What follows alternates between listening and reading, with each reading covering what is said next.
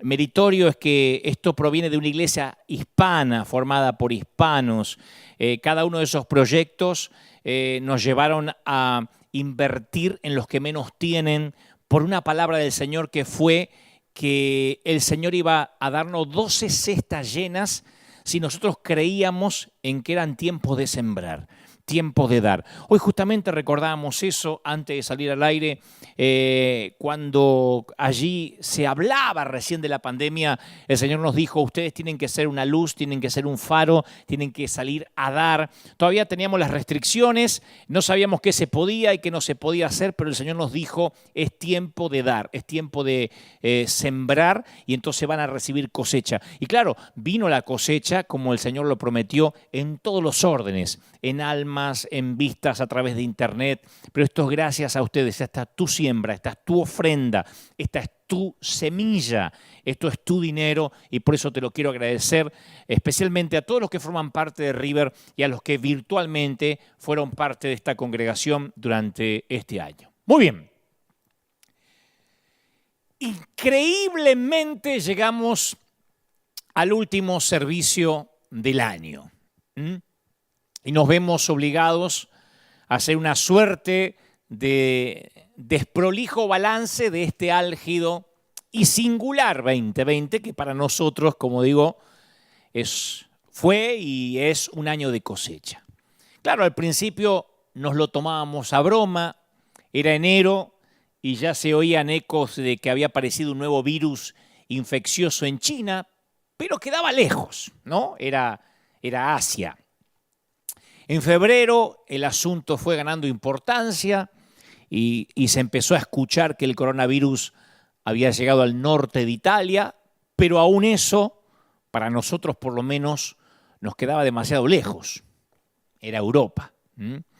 Y finalmente la Organización Mundial de la Salud decretó la pandemia, anunciando que entrábamos en una nueva normalidad. Y de repente despertamos y el año 2020 se había suspendido. Hasta en Disneyland y Disney World, la verdad, superó la magia. Como dije acá una vez cuando esta pandemia comenzó, la muralla china no fue tan fuerte para detener el contagio.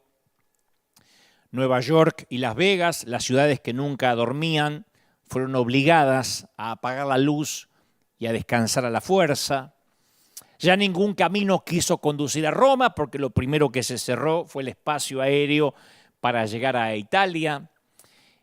El representante de Dios en la tierra, por lo menos según el catolicismo, se quedó sin fieles en la plaza y hasta él también tuvo que hacerse la prueba del coronavirus.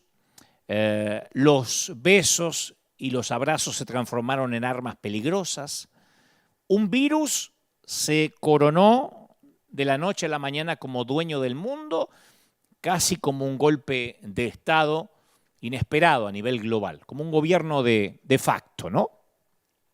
Y de pronto las fronteras que se defendieron con guerras se quebraron con saliva y hubo equidad por primera vez en el mundo, pero en el contagio. Porque se repartió igual para ricos, para pobres, para ciudadanos e indocumentados. Y una mañana nos dimos cuenta que vivimos en un planeta que hoy se pone una máscara no solo para un virus, sino para torpemente tapar nuestra vulnerabilidad mezclada con soberbia. Y fue como descubrimos que una enfermera se volvió más indispensable que un futbolista y que un hospital se hizo más urgente que un misil. Se apagaron las luces de los estadios, se detuvieron los conciertos. No estoy diciendo nada nuevo, ¿no? A esta altura. Se detuvieron los rodajes de las películas en Hollywood, los vuelos, se cancelaron las vacaciones, los cultos, los encuentros masivos. Y entonces en el mundo hubo un tiempo para la reflexión a solas. Un virus nos puso a valorar a nuestros viejos, que comenzaron a irse en silencio, sin una despedida digna, a valorar a nuestra familia, a nuestra congregación, a nuestra familia espiritual. Y vino, claro, la sensación del confinamiento, la cuarentena, la reclusión, la pérdida de las libertades más básicas. Se hicieron populares las videollamadas entre amigos, familiares, que decían de manera subliminal, te necesito cerca, pero como no puedo, el Zoom, el Skype ayuda. Creo que son muchas las imágenes y sensaciones, tanto positivas como negativas, que se nos van a quedar grabadas en la memoria una vez que culmine este año en pocos días. Mirando hacia atrás, yo creo que para mayo o junio, por lo menos a nosotros nos cayó la moneda de que el 2020 se había suspendido hasta nuevo aviso. Fue un año que se suspendió. Se suspendió en las rutinas que conocíamos, en lo que creíamos que íbamos a hacer, en las visiones que habíamos planificado. Las mascarillas creo que van a quedar como el símbolo perfecto de lo más amargo de esta crisis. Mascarilla, tapaboca, como se le diga, ¿no? Esta distancia con nuestros seres queridos, esa protección contra la enfermedad. Esta semana yo leía a un periodista muy reconocido, por cierto, español, que decía que lo que más va a recordar él es esa sensación de vulnerabilidad y de fragilidad que nos dejó el 2020. Y él decía, si algo hemos aprendido es que todo lo sólido se desvaneció en el aire y que en cualquier momento y de manera insospechada puede llegar algo para lo que no estamos preparados. Se acabó la seguridad, decía el periodista, estamos ante una época en la que cualquier cosa es posible. Y hay un filósofo e investigador libanés que llamó a este tipo de eventos, como la pandemia, cisne negro. Él realizó una analogía con esta particular ave que, dado que es negro, el cisne cumple con 3 condiciones. Primero, es una rareza. Segundo, produce un impacto en nuestra rutina visual. Y tercero, se transforma en un objeto de análisis o estudio. Y nos hace reflexionar sobre nuestra vulnerabilidad, como decía el periodista español, y cómo eso en algún momento fue rutinario y hasta pedestre, se transformó ahora en un tesoro. Basta pensar en situaciones que hace 2 meses eran habituales, como saludarnos, conversar, vernos de manera presencial, tener un servicio con toda la gente. El 31 del año pasado nos reunimos aquí en el Arena, tuvimos que agregar butacas, sillas, gente en el lobby para celebrar la despedida del año juntos. Hoy nos parece que pasó hace añares, que pasó hace décadas.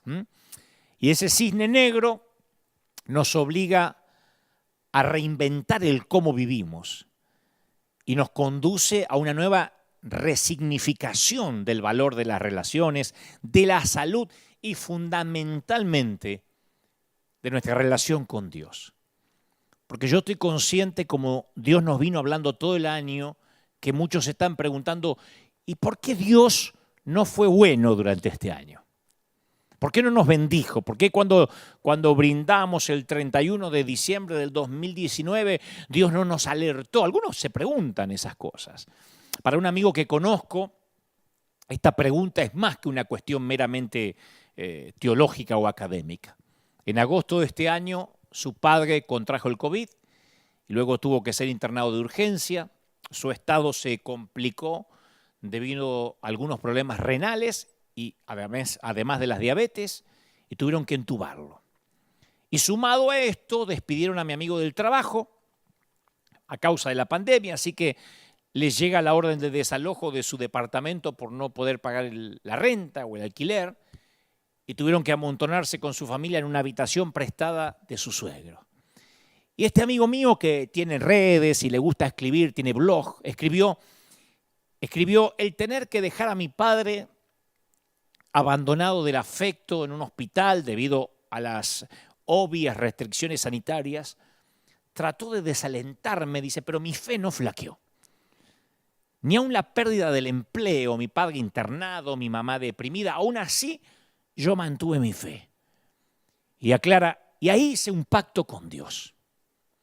Yo iba a soportar las pruebas que me vinieran siempre y cuando Él reconociera él dice, mi punto de saturación, mi umbral de resistencia.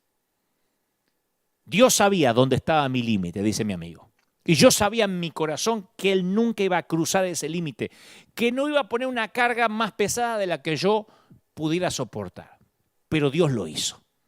Dios cruzó el límite que yo tracé.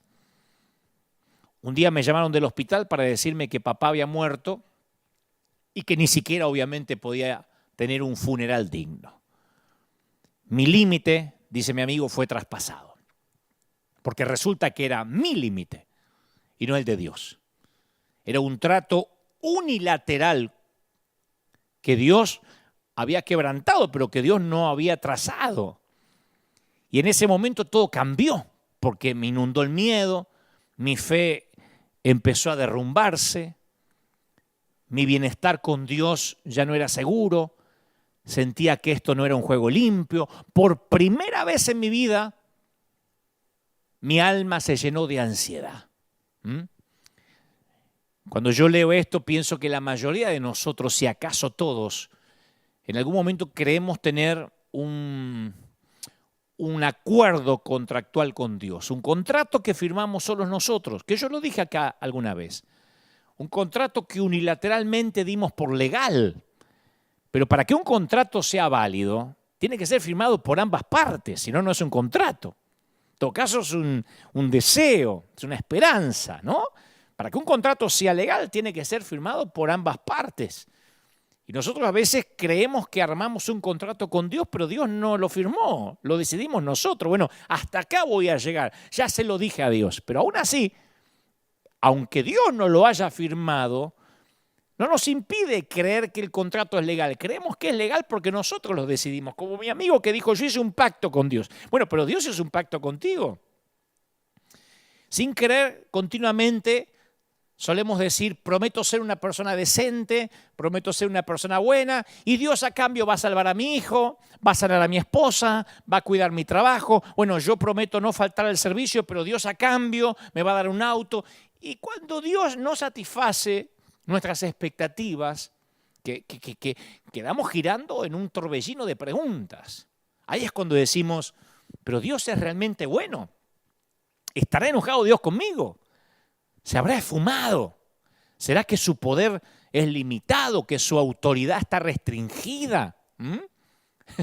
¿Lo habrá superado el diablo? ¿Qué creemos de Dios cuando la vida parece que no es tan buena?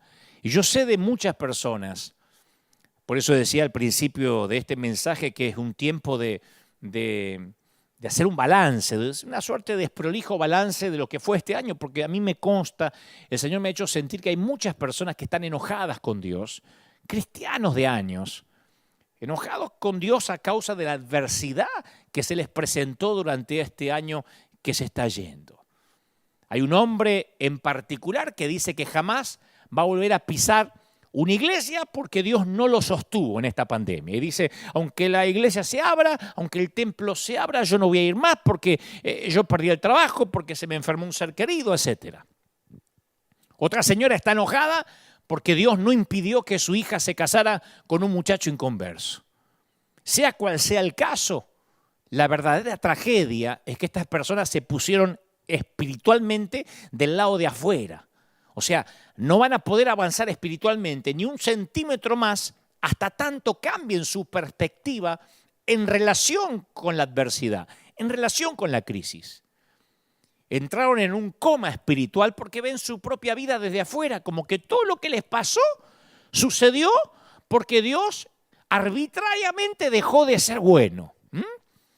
Entonces, ese dolor a veces no nos deja razonar o no nos deja pensar con propiedad y con espiritualidad. Y el dolor, como digo siempre, adopta muchas formas distintas. El Señor me mostraba que hay gente del otro lado ahora que ha vivido durante este año la muerte de alguien cercano. Han perdido hijos, parejas, padres. Para otros el dolor fue una enfermedad, algo que los hizo pasar por una recuperación difícil y con todo lo que conlleva una enfermedad. El dolor también puede presentarse bajo la forma de una circunstancia que llega de imprevisto. Un conocido autor decía que el dolor es el megáfono que usa Dios. Es el megáfono que usa Dios para penetrar a través del ruido de nuestras vidas, ¿no? La forma de llamar nuestra atención. Y Dios usa nuestro dolor para llamarnos la atención. A veces no tiene otra manera para llamar nuestra atención. Este autor lo define como el grito sagrado. Algún día yo voy a hacer un mensaje que se titule así, me gusta, el grito sagrado. Porque nos cambia. Cuando nos suceden ciertas cosas que no teníamos previstas, nos mueve a un nuevo lugar intelectual, emocional, espiritual y a veces físico. Yo contaba una vieja historia acerca de un granjero que tenía una mula en venta y decía que esa mula obedecía cualquier orden que se le diera. Entonces fue un posible comprador que tenía dudas de esas cualidades del animal y decidió poner a prueba al granjero y a su mula. Así que le dijo a la mula, siéntate. Y la mula seguía parada, nada, ni se daba por aludida. Siéntate, gritó el cliente. Y no sucedió nada. De modo que se volvió al granjero y le dice, mire, usted dice que la mula hace cualquier cosa que se le ordene, pero yo no puedo hacer ni siquiera que se siente. Entonces el granjero se sonrió, agarró un pedazo de madera, caminó hacia la mula, la golpeó en la cabeza, siéntate, le dijo, y la mula se sentó. Entonces miró al cliente sorprendido y le dijo, mire, primero tiene que captar su atención. Y yo temo que algunos seamos como esa mula. Una de las razones por las cuales Dios permite que la adversidad llegue a nuestras vidas, a veces es para captar nuestra atención. Entonces quedamos atrapados tan fácilmente en nuestras propias actividades que perdemos de vista a Dios. Y eso nos incluye a los que servimos al Señor, porque nos enfocamos en nuestras metas, en nuestros ministerios, en las familias y en otros intereses personales y menospreciamos darle a Dios la prioridad máxima de nuestra vida. Y el resultado es que perdemos nuestra sensibilidad espiritual. Nuestra gente sabe de eso. El resultado es que lo sagrado se vuelve común. Entonces, el proceso para llegar a ser insensible espiritualmente no es algo de lo que estamos completamente conscientes. Se filtra dentro de nosotros de manera sutil. Entonces, en mi caso particular, mi tendencia natural es sobrecargar mi agenda y ocuparme demasiado en el llamado, olvidando al Dios que me llamó. Esa es mi tendencia natural. Porque yo provengo de un estrato cristiano que nos decían que teníamos que servir a Dios hasta el cansancio y llegar agotados a la cama porque era la manera de ganarte la aprobación de Dios. Entonces eso lo tengo en mis genes, lo tengo en mi ADN y me cuesta hacer lo contrario, descansar en Él, estar quietos, estar con el Señor. Si me tuviera que comparar con las hermanas de Lázaro, siempre mi tendencia es a ser más como Marta. Y correr y trabajar porque eso me hace sentir de que le estoy agradando al Señor. Y eso hace que a veces pierda mi sensibilidad espiritual. Entonces, cualquiera sea el caso, Dios sabe muy bien cuando estamos demasiado preocupados en nosotros, en nuestros intereses, en el ministerio, en lugar del Dios que nos dio el ministerio. Y Él sabe cuándo es el momento de planear una interrupción para captar nuestra atención. Él sabe cuando tenemos el espíritu de mula y nos tiene que dar un golpe en la cabeza. Entonces, de inmediato surge la pregunta, ¿y no hay manera para que Dios capte nuestra atención de otra forma? No hay una manera que capte nuestra atención que no sea a través de una adversidad. Tiene que ser necesariamente algo doloroso, algo trágico. Bueno, en teoría no tendría que ser esta la manera para que Dios capte nuestra atención. Hay otros métodos, otros medios para captar nuestra atención además de la adversidad. Pero pensá de manera absolutamente honesta por un momento cuántos mensajes escuchaste vamos a hablar antes de la pandemia, antes de las reclusiones, de las cuarentenas. ¿Cuántos mensajes, cuántos sermones escuchaste en tu iglesia y de repente estuviste consciente de que el pastor o el predicador estaba hablando de algo que se aplicaba a tu vida, pero después no hiciste nada al respecto? Terminó el servicio y a lo mejor pasaste al altar, hiciste un compromiso y después te olvidaste completamente. Para el lunes y martes, el domingo era un recuerdo lejano. ¿Cuántas veces escuchaste un testimonio que te impactó y encendió el deseo de vivir con mayor santidad? Dijiste, sí, tengo que... O esos predicadores que te cuentan de que han buscado a Dios, que han ayunado, y uno dice, sí, tengo que tener ese nivel de búsqueda, ese nivel de pasión, de entrega. Y apenas saliste del templo, te invadió, te inundó un interés terrenal, un interés completamente fuera de la iglesia, inundó tu mente, barrió con todos tus planes y tus intenciones, y ni oraste, ni buscaste al Señor, ni leíste la Biblia como habías prometido.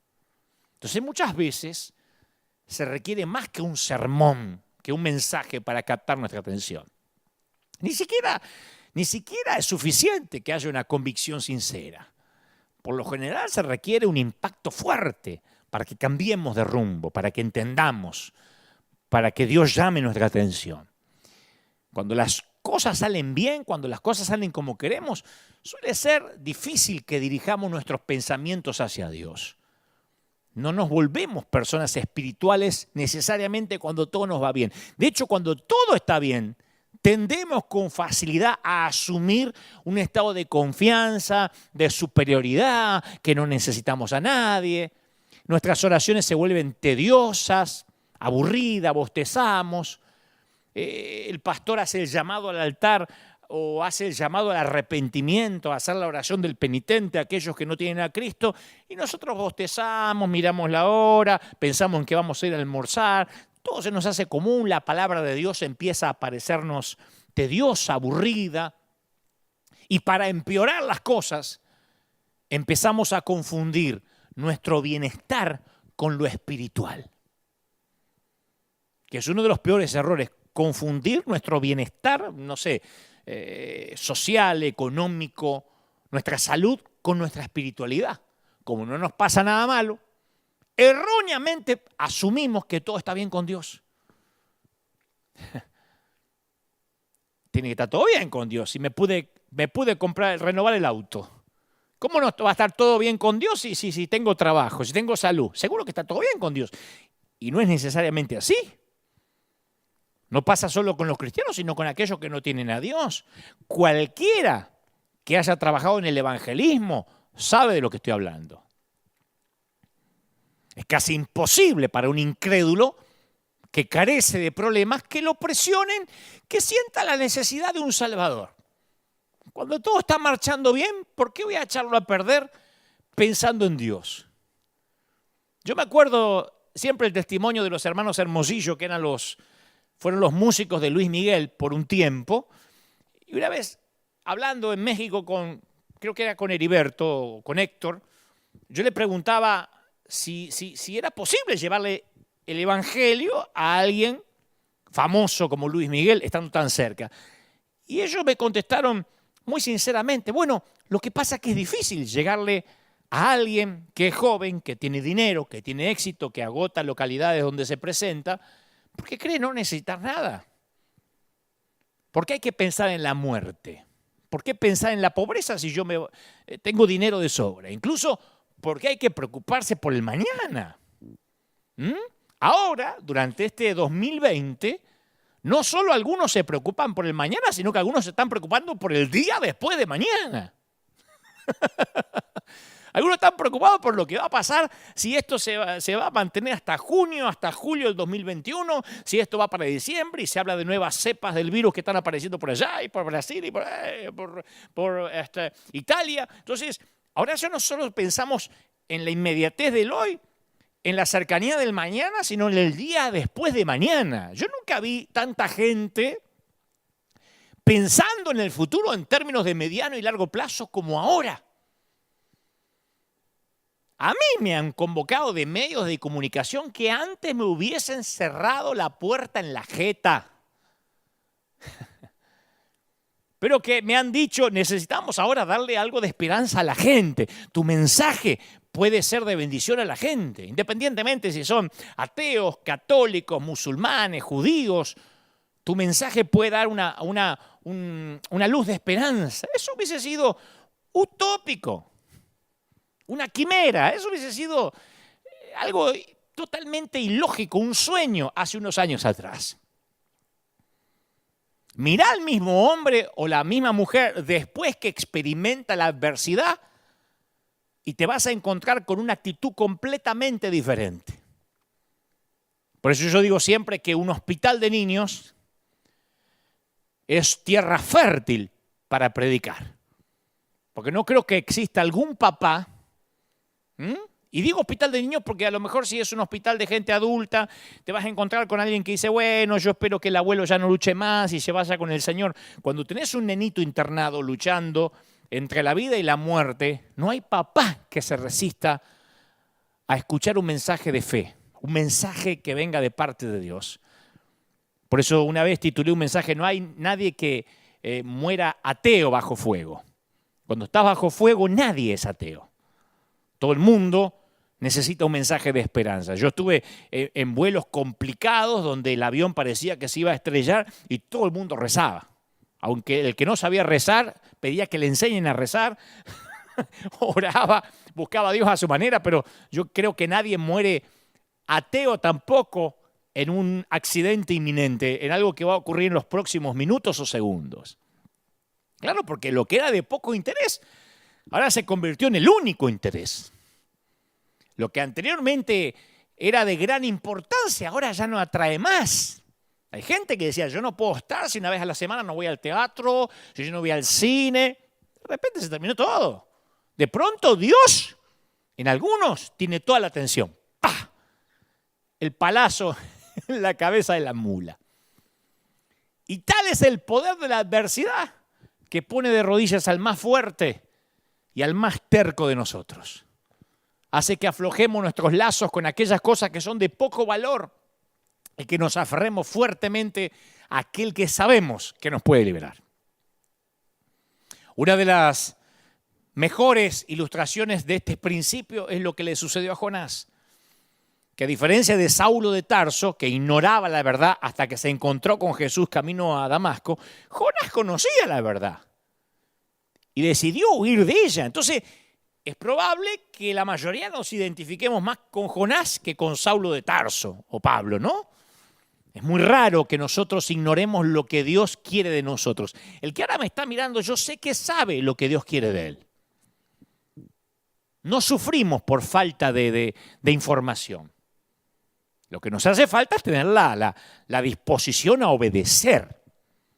Y cuando Dios utiliza la adversidad para llamar mi atención, rara vez es con el propósito de decirme algo nuevo. Pensá, cuando ha venido adversidad a nuestra vida, rara vez es para decir algo novedoso.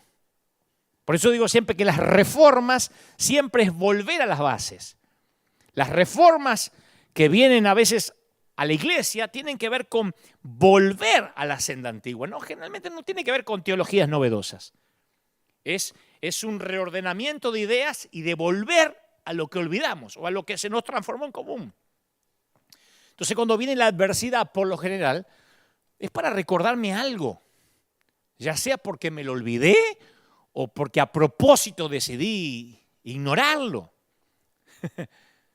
En el caso de Jonás, Dios empleó la adversidad para volver a dirigir su atención hacia la misión que le había asignado al principio. Acordate, ahí está en Jonás 2.7. Jonás 2.7 dice, mientras Jonás estaba en el vientre del pez, luchando por su vida, y esta siguiente frase me fascina, se acordó, el tipo se acordó.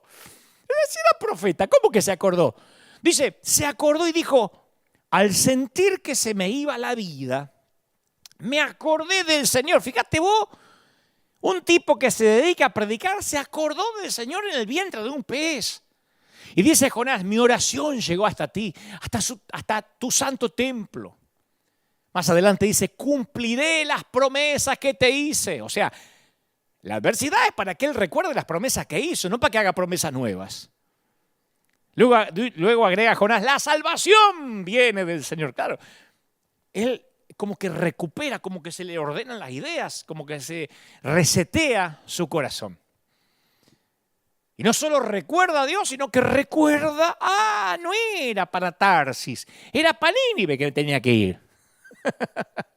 Y ahí Jonás rededicó su vida al Señor. ¿Por qué? Porque de repente en el vientre del pez, mientras que nadaba entre las algas marinas y los jugos gástricos del pez, sintió compasión por la gente perdida de Nínive. No, tu abuela. Jonás decidió obedecer a Dios porque en el vientre del pez se le dio una buena dosis de realidad. Puesto de una manera simple, Jonás, yo tengo el control, le dijo Dios. Y esa era una buena razón para empezar a obedecer.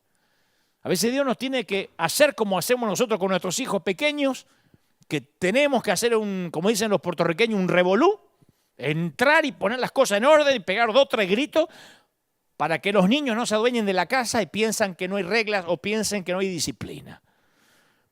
Eso por un momento no te hace popular. Y por momentos tus chiquitos van a decir, papá, mamá, ahora es mala, papá es malo, me arruinó el espíritu de la Navidad, pero de tanto en tanto hay que poner los puntos, ¿sí o no? Y para el que recibe la disciplina, puede parecer injusto, puede parecer cruel. Y si uno ve la historia de Jonás de afuera y dice, bueno, qué cruel, pobre tipo, pues estaba desobedeciendo lo que Dios le dijo que haga. Desafiando la orden divina. Y para ser sincero, en medio de las situaciones que Dios usó para ganar mi atención, yo también tuve mis dudas. Yo dije, ¿será que Dios me dejó de amar? Muchas veces Dios me dijo, Dante, es por allá. ¿Por allá? ¿Seguro? ¿Sí? Bueno. Y me fui para el otro lado. Y después terminaba en un vientre de un pez vomitado. Y yo decía, Señor, no me amas más. O sea, igual que los chicos. Nosotros somos los injustos si es que en algún momento le colocamos a Dios la etiqueta de que Él es cruel. Nuestra terquedad hacia su espíritu lo hacen recurrir a Dios a usar la ceguera camino a Damasco o el pez rumbo a Nínive para volvernos otra vez en sí. Son nuestras preocupaciones, nuestras obsesiones por las cosas de este mundo que disminuyen nuestra sensibilidad espiritual. Y si somos realmente sinceros, a veces no le dejamos a Dios otra alternativa. La pregunta es, ¿Dios es bueno solo cuando la vida es buena? Porque, viste, lo hemos dicho muchas veces. Cuando alguien se recupera del cáncer, decimos, Dios es bueno, aleluya. ¿Qué pasó, hermana? Yo tenía cáncer y después hice un análisis y desapareció. Gloria al Señor, Dios es bueno. Nos da un aumento de salario y decimos, Dios es bueno. Ingresamos a la universidad, nuestro equipo gana el Barça, Dios es bueno. Messi está iluminado, Dios es bueno. Viene Ronaldo, nos mete 3 goles, bueno, Dios nos abandonó.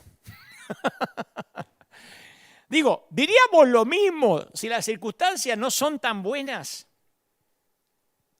¿Dios es bueno en la maternidad?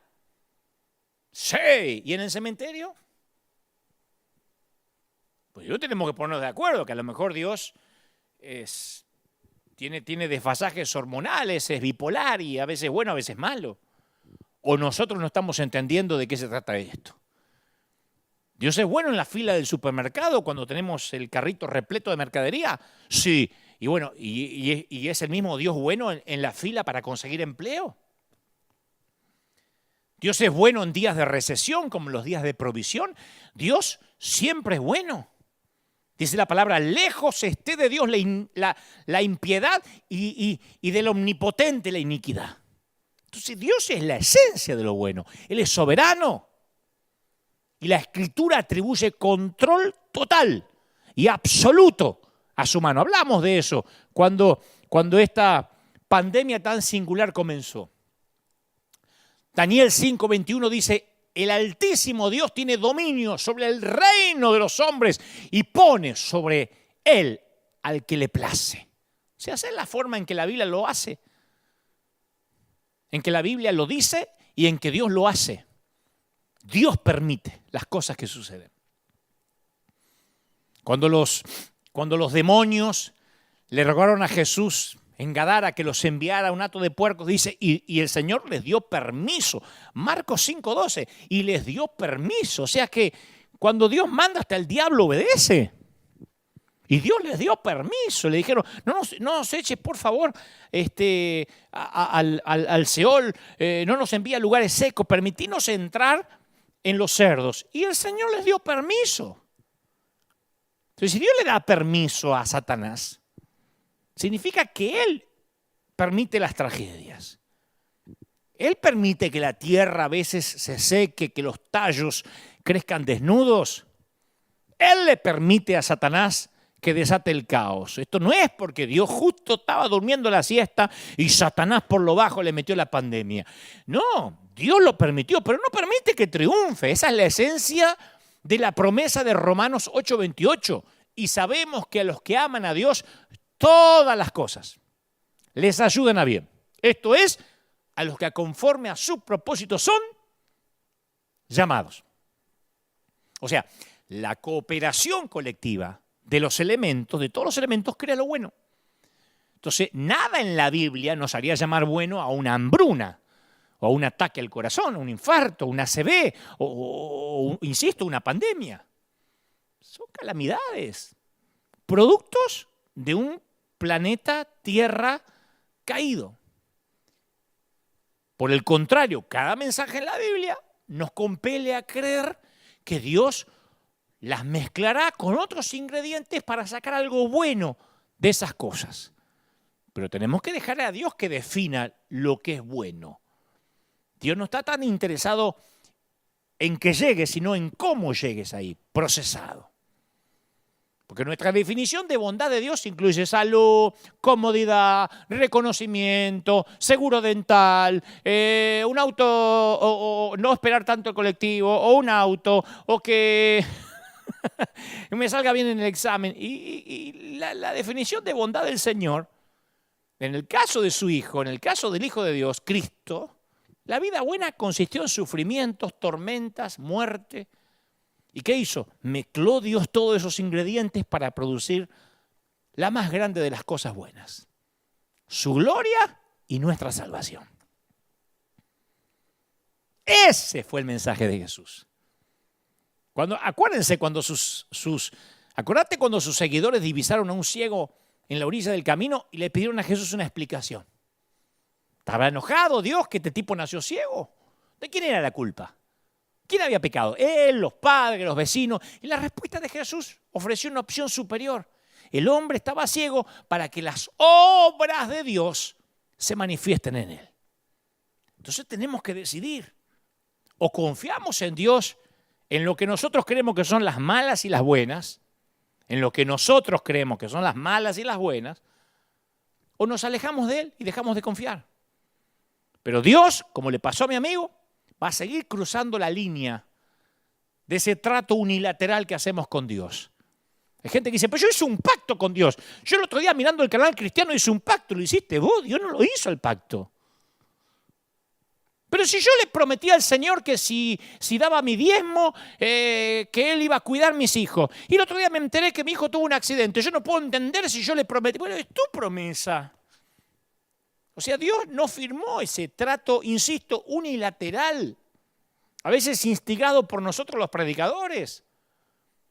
Por eso a nosotros no nos queda otro camino que decidirnos. ¿Qué vamos a hacer? Este amigo que te mencioné antes, él concluyó en su blog con estas palabras, más o menos las que me acuerdo. Él puso, yo pasé semanas... Este amigo que el papá falleció de COVID y que ni siquiera pudo despedirse, que además perdió el empleo, que estaba viviendo en una habitación en la casa de su suegro, dice, yo he pasado semanas tratando de entender por qué un Dios tan amoroso pudo permitir que a mi papá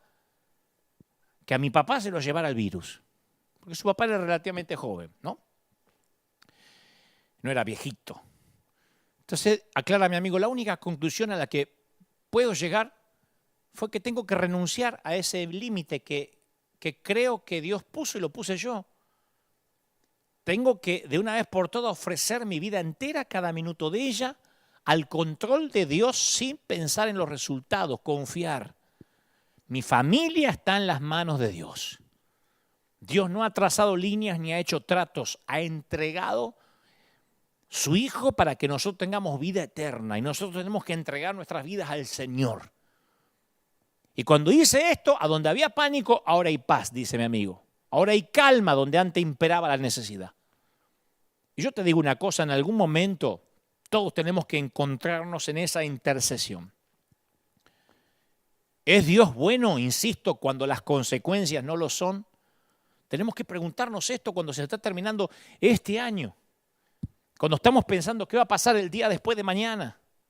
¿Es Dios bueno durante las hambrunas como en los banquetes? Yo te hago una pregunta de amigo. Capaz que ya más o menos podemos sentirnos amigos, ¿no? Si me venís mirando cada fin de semana. ¿Vos te acordás? ¿Vos te acordás dónde estabas cuando sentiste por primera vez que Dios te estaba llamando a servirlo? Cuando metafóricamente ardió tu zarza. ¿Vos te acordás cuándo fue? Vamos a convenir que estoy seguro que sentiste que ese llamado fue real, ¿no? Que vos dijiste, Dios me está llamando, sé lo que tengo que hacer. Dios te estaba invitando. Tenés que acordarte que Dios en algún momento te habrá invitado a soñar sueños grandes para Él. Y yo me imagino que estabas impaciente por comenzar esa gran aventura para el reino. Ya sea que Dios te tocó en un campamento, en un congreso, en un servicio, con un tema musical. Estoy hablando de ese día donde fue un parteaguas, donde tu vida cambió tal como la conocías. ¿Te acordás? Bueno, seguramente pasaron muchos años. Te hago otra pregunta de amigo. ¿Cómo se encuentra aquel sueño? Sigo preguntando, ¿dirías que lo que haces hoy se parece en algo a esa visión que creíste recibir de Dios? Séme honesto. ¿En algún punto del camino la pasión y el entusiasmo no se te comenzó a desvanecer? En otras palabras, perdiste el corazón. Proverbios 4:23 nos hace esta advertencia. Dice, por sobre todas las cosas, cuida tu corazón porque de él mana la vida. Entonces la vida diaria, no te estoy acusando, a mí me pasó un montón de veces. La vida diaria puede conducirte al descorazonamiento. Y si todo lo que te está pasando, si este año 2020, todas las dificultades a las que te enfrentaste es exactamente o fue exactamente lo que necesitabas que te suceda para volver a tener el corazón en ese llamado. ¿Me explico? Y si Dios tiene una razón muy poderosa para que estés o que hayas atravesado esta difícil temporada, si el 2020 para Dios fue el mejor año porque llamó tu atención y has orado y has buscado su rostro sin la ayuda de ningún pastor, solito en casa como nunca antes lo habías hecho. Y si el año 2020 fue el año en que fuiste zarandeado por amor, viste que rara vez se enseña el concepto del zarandeo. Ser zarandeados significa que pasamos por retos y por pruebas.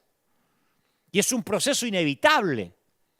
Simón, mira que Satanás ha pedido zarandearte como si fueras trigo, pero llorado por ti para que no falle tu fe. No oró el Señor para que no seas zarandeado, oró para que no le falle la fe. Y cuando te hayas vuelto a mí, fortalece a tus hermanos. Lucas 22:31. Entonces muchas veces damos por seguro que cada vez que Dios nos abre una puerta, que cada vez que una ventana se abre, todas las cosas van a funcionar con facilidad porque la abrió Dios. No, las puertas se abren, pero vienen acompañadas de enemigos, de pruebas. Y la realidad es que aunque Dios te abrió la puerta, vas a fallar en algún momento. Capaz que no vas a tener lo que hace falta cuando comiences. Tal vez tengas el llamado, el valor, la energía, el apoyo, puede incluso que tengas el dinero, los recursos. Pero cuando empieces a creerle a Dios, no vas a tener lo que hace falta para poder terminar, que es ese núcleo interior que Dios tiene que desarrollar. Es una cualidad del carácter que no se pone a prueba en el puerto, sino en alta mar. ¿Dónde se ven los marineros? En el mar, no en el puerto. Entonces a veces nosotros recibimos el llamado de Dios y después pensamos que es un camino de rosas. No, Dios nos va a llevar a alta mar a que nos forjemos. Alta mar, no al río. No vamos a ser marineros de agua dulce. Y esta prueba es la que después ratifica tu llamado, no el que asistas a un congreso. Eso es algo que solo se puede adquirir por medio del fracaso. Estoy hablando del carácter. Aprendiendo a conocer tus limitaciones y a confiar no en ti mismo, sino en el Dios que te llamó, como le pasó a Simón Pedro. Seremos zarandeados. Este fue el año de la zaranda y quizás el 2021 va a continuar si es que Dios te ama tanto como yo sé que te ama. ¿Cómo te ama el Señor? Y porque te ama, se empecinó con zarandearte para que eso genere un carácter que Él desea que tengas, que tengamos. Tienes que saber que eso va a suceder. Lo único desconocido es en qué momento va a suceder. La buena noticia es que somos zarandeados con un propósito. Es un proceso que produce en nosotros una purificación. Entonces la clave es que aprendamos a no batallar contra el zarandeo, a no batallar contra lo que Dios está haciendo en nuestra vida, porque por más que batallemos, lo único que vamos a lograr es enredarnos en las algas del vientre del pez. Si no escuchamos lo que Dios nos está tratando de enseñar por medio de estas experiencias, vamos a terminar entendiendo mal el lenguaje divino. Que eso le sucede a muchos y por eso abandonan su sueño. Dios moldea nuestro carácter. Estamos llamados a tener una paradoja de personalidad. Dios nos llamó a ser sensibles, pero duros de ofender. ¿Te imaginas en mi caso si yo fuera fácil de ofender con todo lo que me han dicho todos estos años y me dicen en las redes? ¿Te imaginas si, ay, no voy a predicar, ay, soy sensible, me dijeron payaso? Sensible para escuchar a Dios, pero duro de ofender. No hay fariseo que me pueda ofender. Comprensibles, pero sin ser débil. No se puede ser un líder siendo débil, siendo un pusilánime. Flexible para obedecer cuando hay un cambio de timón de parte de Dios, pero lleno de convicciones que no se negocian. No se negocia la fe, no se negocia nuestra esencia, pero sí flexible a los cambios de dirección. ¿Cómo se genera eso? ¿En un puerto? En alta mar. Haciendo. Tal vez suene extraño, pero puedo decir con toda veracidad que la iglesia no es para que la gente resuelva sus problemas y alivie sus desilusiones. Hemos vendido mal el evangelio cuando le hemos dicho a la gente, venga a la iglesia y sea feliz. La razón primaria por la cual existe la iglesia es para adorar a Dios y dirigir a las personas hacia Cristo, que es la solución definitiva a sus problemas. Y este nuevo paradigma es una visión que no solo debemos abrazar, sino que debemos ayudar a que nuestra gente la comprenda. Yo no sé si hay muchos colegas, muchos predicadores del otro lado, pero me escriben varios, pero no sé si han quedado muchos a esta altura, porque he perdido amigos desde que empezó la pandemia. Pero este es un consejo para mis queridos pastores, que lo hago como autocrítica, ¿no? Que se los digo de corazón. A veces en nuestros intentos bien intencionados por promover el evangelio, algunas veces prometemos cosas de manera excesiva. Y no los culpo porque yo también he cometido ese error y lo sigo cometiendo. Uno quiere que la iglesia sea un lugar feliz, ¿no? Procuramos eso.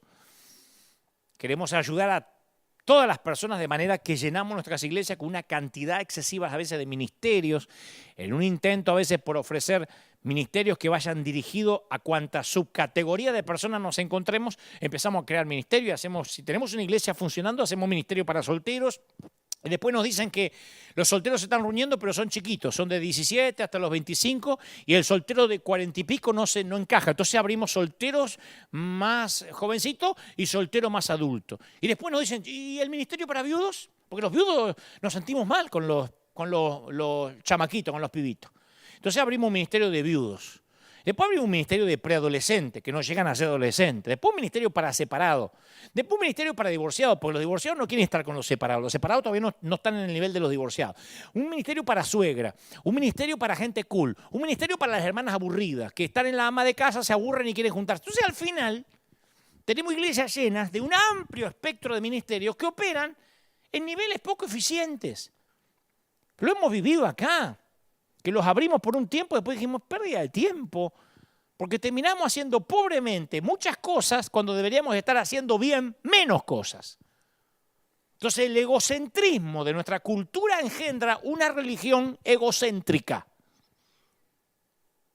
La pregunta más común en el evangelismo actual es, ¿qué es lo que Jesús puede hacer por mí? ¿Qué puede hacer Jesús por mí? Porque el shampoo Ceramidas me deja el cabello sin caspa. ¿Y Jesús?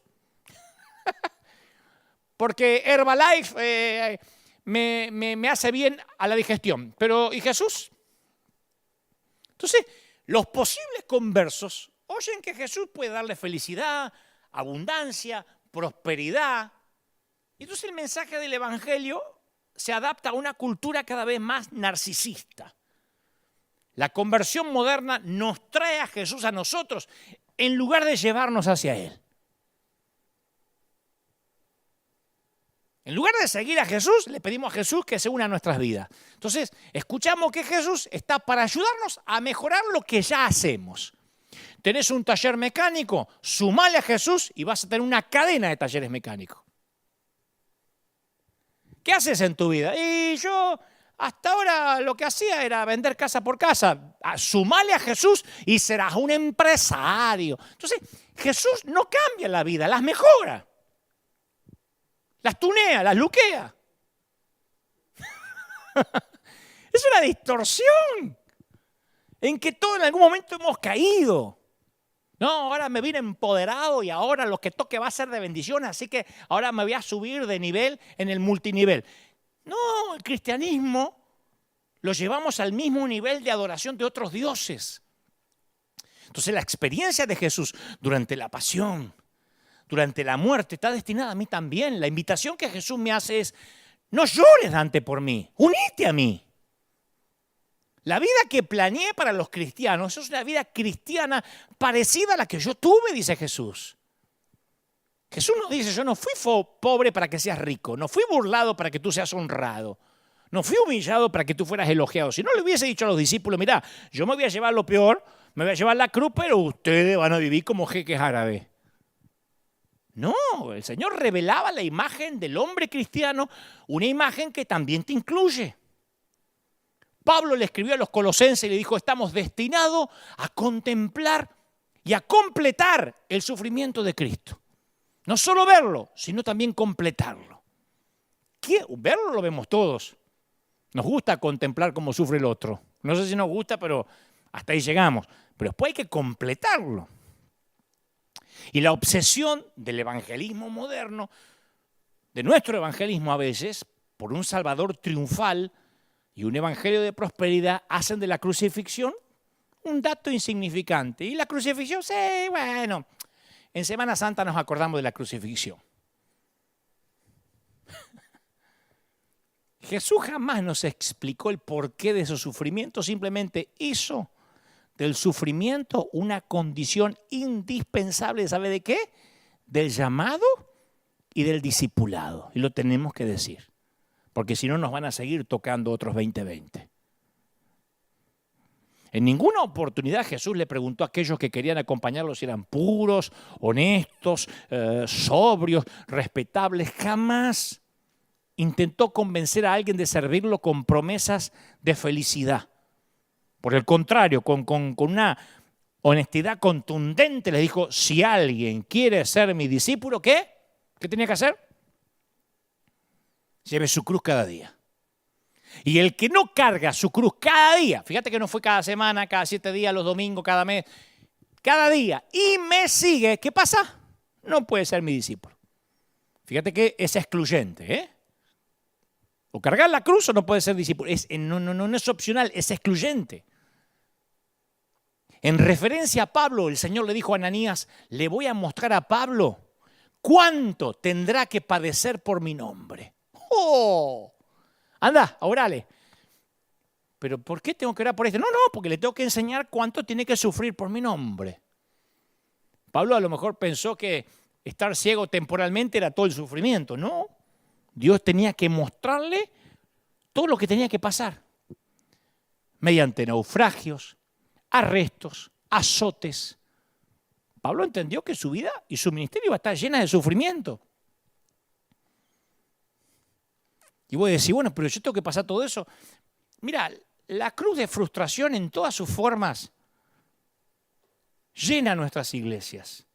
¿Cuánta gente tiene que afrontar tipos de vida que son difíciles y están en nuestras iglesias? No lo decimos porque los maquillamos, pero está ese aparente matrimonio exitoso que en realidad se volvió vacío de sentido.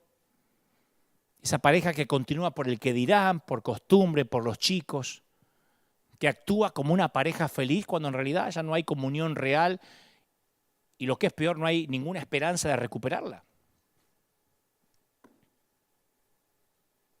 Están esos hombres o mujeres que durante mucho tiempo anhelaron estar con compañía, casados, y no lo lograron y se les fue la vida. Hay mujeres que me están mirando que ni siquiera pudieron ser mamá y ya no están en época fértil para hacerlo.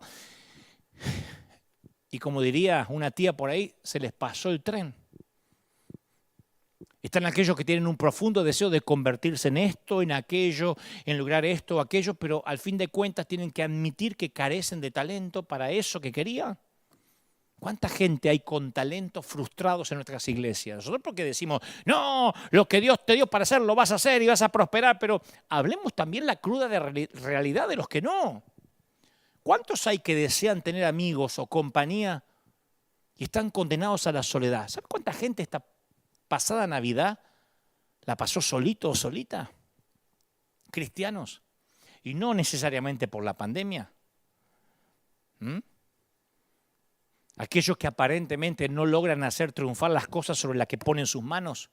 Es que el apóstol me dijo que donde ponga la mano y el pobre pone la mano en todo y lo que toca lo arruina. Y no está ni bajo maldición necesariamente ni en pecado. No le salen las cosas. ¿Cuántos hay que en el ámbito moral buscan tener una vida santa, pura, pero irremediablemente se sienten derrotados por un vicio que no logran superar? ¿Sabe la cantidad de gente que me escribe a mí que está atada a la pornografía? Y que más que nunca durante estas cuarentenas, durante esta pandemia, más se enviciaron y dicen, no puedo zafar, ayúdame. Y se sienten frustrados. La frustración pesa sobre los hombros de aquellos cuya fe, cuya oración, cuyo servicio a Dios comenzaron con entusiasmo, con entrega, pero después se convirtió en algo insignificante. La oración, el ministerio se redujo a una rutina vacía, sin ningún sentido. Antes de que la Organización Mundial de la Salud hablara de esta alerta mundial, había gente cuyo ministerio se le había transformado tedioso y sin sentido, y eso que no se perdía ningún culto en la semana. Y sumado a la cruz de aquellos que sufren cuando el cuerpo humano sangra, cuando está hambriento, cuando mueren de hambre.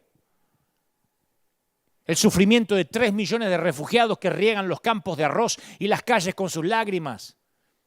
El sufrimiento de los que sienten que se les violan los derechos humanos cuando la injusticia abusa a las personas en países donde todavía por ser negro o por ser hispano eres ciudadano de segunda o de tercera. Eso sigue pasando. Cuando los seres humanos son torturados por otro de su misma especie. Cuando 20.000 personas viviendo en las calles de Calcuta construyen pequeñas fogatas con para cocinar restos de comida, defecan contra el cordón en la vereda y se acurrucan en una pared para dormir. Eso pasa hoy. Cuando la sangre humana baña el planeta Tierra desde Sudáfrica, pasando por México hasta las calles de tu propia ciudad. Cuando vemos las barrigas hinchadas en Etiopía, los barrios pobres en cualquier gran ciudad y las villas miserias, los cordones de emergencia, los caseríos, los asentamientos de América Latina, las escuelitas deterioradas en pueblos remotos. Cuando uno ve todo eso, uno dice, wow, hay gente que lleva cruces. Y ahí el evangelio de prosperidad no tiene nada que ofrecerles. Entonces, o entendemos el verdadero evangelio o nos quedamos sin mensaje. Por eso es que cuando apenas comenzó la pandemia, algunos, no todos, pero algunos no sabían qué cuernos predicar. Lo único que les salía es, hay que ser prudente, hay que ser prudente. Y lógico, porque ahora empoderarte y proclamar que ibas a viajar por el mundo ya no le servía a nadie. Algunos no sabían ni qué decir en las transmisiones porque se le acabó el evangelio donde se ofrecían cosas porque ahora estábamos todos metidos en casa y lo único que podían decir era prudencia. ¡Claro! Porque de pronto el Señor nos golpea como a mulas en la cabeza para que digamos, pucha, este era el evangelio. Yo hace algunos años conocí al hombre más espiritual y temeroso de Dios que jamás haya conocido. No es pastor, no es evangelista, no tiene ningún ministerio oficial, pero es un tipo que yo creo de los más espirituales que yo haya conocido. Y aunque físicamente es gigante, no tiene problemas en llorar como un chico en medio de un restaurante cuando se pone a hablar de Dios. Te hace pucharito así. Tipo grande, Yo estaba con él en el restaurante y empieza. Le digo, ¿qué te pasa? Y me dice, Dios me está hablando. Yo capaz que soy más pudoroso, ¿viste? Digo, Señor, no me vas a tocar acá que me está mirando el camarero. Pero te llora. Y te habla en lengua en el medio de la mesa, no tiene problema. Es un gran profeta, además, aunque él no lo sabe. Fue uno de los que vino a orar por arena acá, cuando todo esto estaba apagado, en ruinas, y no teníamos $1 para comprarlo. Y él dijo, Dante va a ser el lugar del cual predicarás a todas las naciones. De esta plataforma redonda, el Señor me dice que vas a llevar tu mensaje al mundo. Y le agarra la chiripiorca así. Y un día, este querido amigo, me dice, ¿sabes algo, Dante? Cuando yo viajo a Israel me gusta visitar iglesias católicas. De hecho, yo viajé con él y me consta. Se nos perdía y ¡pum! Se metía en una iglesia católica. Uno dice, ¿cómo se mete en una iglesia católica siendo protestante, no? Siendo evangélico. Entonces un día le pregunté por qué. Y me respondió casi en un tono infantil, pero literalmente de manera sincera. Dice, bueno, yo me meto para ver la cruz, esa en la que figura Cristo colgado. Porque como esa imagen no está en nuestros templos, me la suelo olvidar. Y cuando veo esa imagen, ahí me encuentro, yo sé que es una imagen, que es una estatua, pero ahí me encuentro con el hecho esencial del cristianismo. Ahí me acuerdo. Viste que a veces, una vez al año nos vemos una película de Jesús, porque Mel Gibson saca una nueva, porque fulano saca otra, porque aparece el brasileño, decimos, qué increíble, veía el sacrificio de Jesús y decía, qué increíble, recién ahí nos cae la moneda. El descubrimiento de mi amigo, al ver una imagen que no entraba a adorarla, así que no empiecen a arrojar piedras contra el televisor porque te vas a arruinar el aparato. A mí no me van a llegar. No entraba a adorar la imagen. Entraba a ver y a recordar de qué se trataba el evangelio, que era de un Cristo crucificado. Resucitó, sí, pero pasó por la cruz. Lo que descubrió este hombre es el mismo que Pablo descubrió, lo mismo que Pablo descubrió. Que a pesar de Pablo predicar todos los misterios del cristianismo, afirmó que solo conocía uno. Él dijo, estando entre ustedes, les escribió a los corintios, no quise saber de otra cosa, sino de Jesucristo, y más estrictamente de Jesucristo crucificado. Eso quería saber Pablo. 1 Corintios 2:2. Yo quería saber acerca del Cristo crucificado, porque eso significaba el amor. Entonces la respuesta a todo esto está en despojar el evangelio de todo lo que le agregamos hasta quedarnos con su esencia. Y el evangelio tiene como función primaria hacer que las personas lleguen a tener una relación íntima con Dios. No tiene que ver con nuestros esfuerzos por arreglar todos los males morales, resolver los problemas del mundo. El evangelio ni siquiera tiene que ver con ir a una plaza a reclamar en contra de una ley. Ni siquiera es eso. No digo que está mal, pero eso no es el evangelio. Tiene que ver con lo que Dios ha hecho para reparar nuestra relación con Él y cómo la cruz lo cambia todo. La iglesia no siempre te va a hacer sentir cómodo. La iglesia no va a ser siempre la respuesta a tus necesidades. Si estás mirando por primera vez, déjame que te diga esto de corazón, de lo más profundo de mi ser. Algunas veces, cuando las iglesias se vuelvan a abrir, si se abrieron en tu país ya, no te va a gustar lo que pasa adentro. Puede que a veces hasta te marches incómodo de algún servicio, especialmente si estás viendo tu pecado salir a la luz. Si sos soltero, el venir a la iglesia no te garantiza que acá adentro vas a encontrar a tu pareja. No te garantiza que tus hijos no se te van a rebelar. Venir a la iglesia no era respuesta a todos tus problemas económicos, porque esto no es Amway, ni Herbalife, ni ningún otro multinivel. Y es muy posible que no te lleves bien con las personas de la iglesia, porque acá adentro es un hospital de gente muy rota. Y si vienes, tal vez no te guste el color de la alfombra, la música o el traje que lleva puesto el pastor. Y algo más. Tu pastor, y esto lo sé de corazón, tu pastor, sea que sea yo ese pastor o sea otro, es muy, muy falible. Es un tipo con errores, como todos. Capaz que lo sabe disimular más, nada más. La solución definitiva a la desilusión que siente nuestra gente consiste en guiarlos hacia Cristo, dejando que Él sea el gran médico de nuestras vidas. Y una vez que pasa eso, la desilusión toma un aspecto diferente, porque ahora, si las personas se desilusionan, en última instancia se estarán desilusionando con Dios. Yo quiero repetir esto, la verdadera labor de un pastor no consiste en tratar de resolver tus problemas. No consiste en fortalecer el ministerio para jóvenes o lograr la buena música. Viste que cuando esto comenzó había gente llamando a nuestras oficinas y el pastor va a hacer algo por los jóvenes y va a hacer algo por los niños y va a hacer Zoom para las hermanas. No. Porque el verdadero trabajo de un pastor es ayudar a que la gente adquiera un sentido de quién es Dios, de que aprendas a criar a tus hijos en tu casa. Jamás yo voy a poder hacer eso, ni otro pastor. El trabajo de un hombre de Dios es mostrar que Dios es bueno sin importar las situaciones que estamos experimentando. El verdadero trabajo de un hombre de Dios consiste en ayudar a las personas a enfrentarse a la realidad de la bondad de Dios, aunque a veces no comprendamos sus caminos.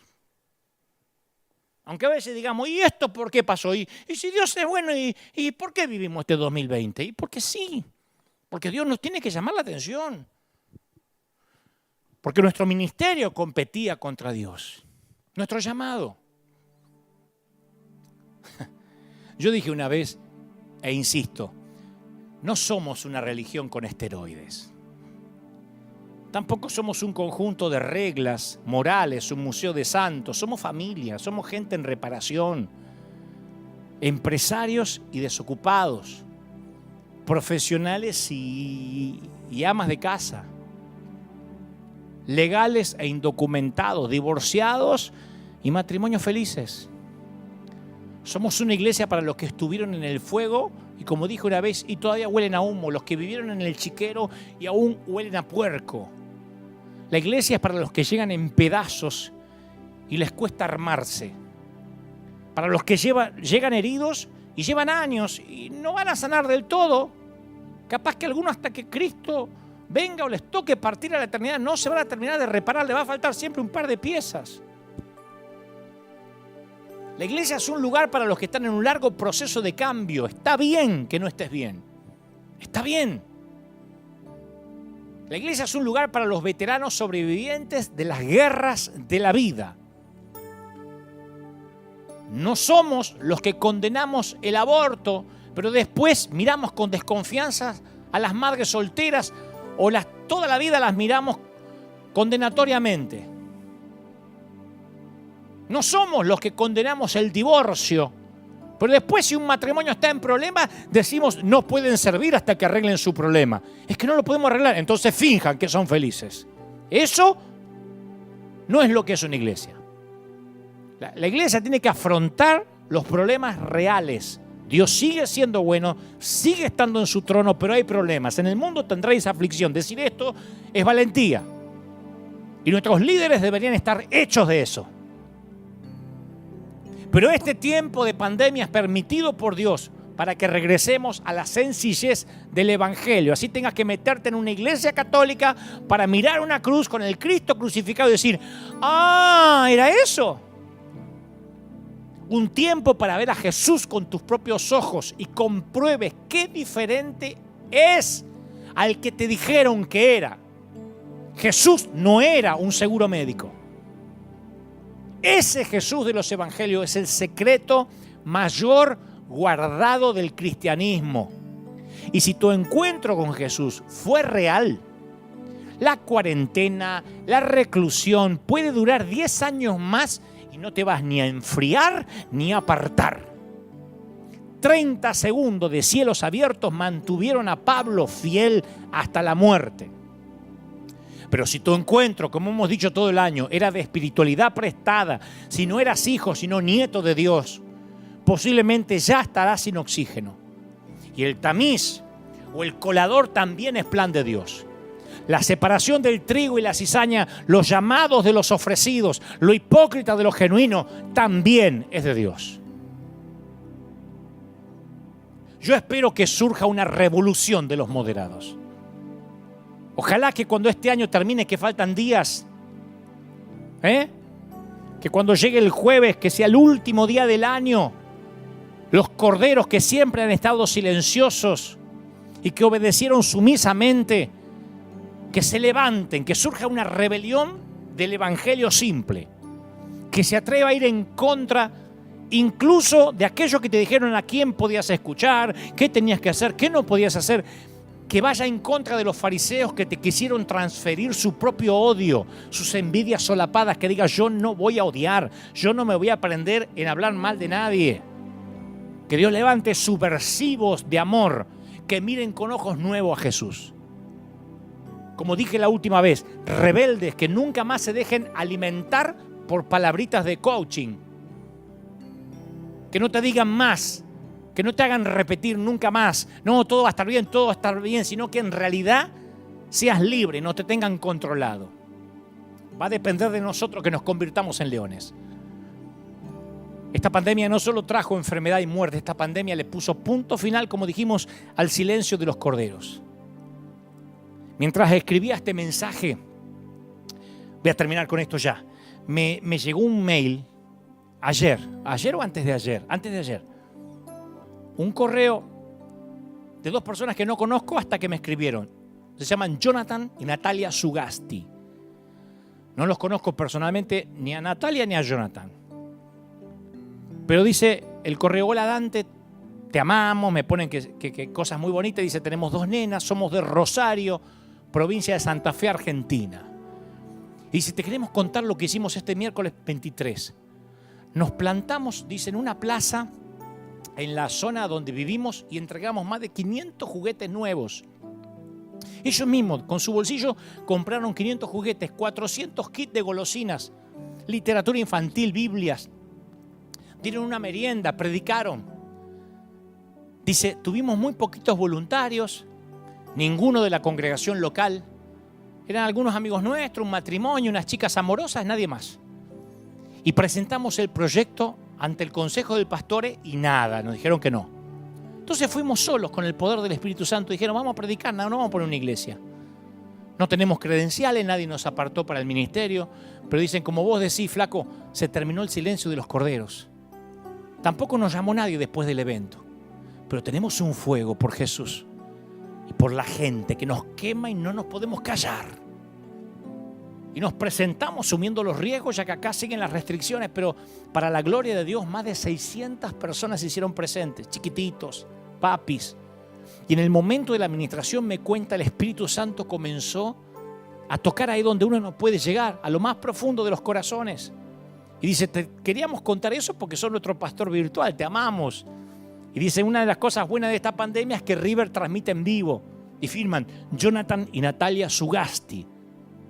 2 leones. Tienen 2 nenas, 2 cachorritas, son 2 leones. No son más corderos silenciados. El Estado y la religión, lo dije al inicio de la pandemia, lo voy a cerrar con esto el año. El Estado o la religión no tienen autoridad para despojarnos de nuestro llamado. El Estado no puede despojarnos de la función pastoral. Tenemos que regresar a nuestro llamado original. Hace casi 40 años ante Dios hice varias promesas que me propuse cumplir durante el resto de mi vida. Una de ellas fue que me comprometí nunca a juzgar a alguien que no conoce a Dios. Prometí jamás juzgar a nadie por